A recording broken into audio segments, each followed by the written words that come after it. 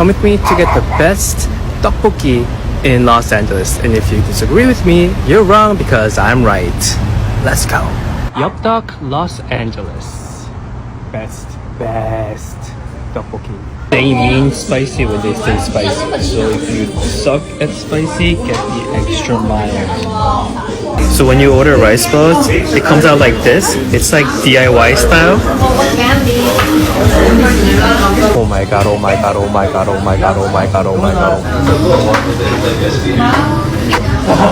Yeah, like you got work in a backpack or like the other like on that. Yeah, we got rice ball. Okay. Yeah, I think we did the challenge. Best tteokbokki in Los Angeles. Simple.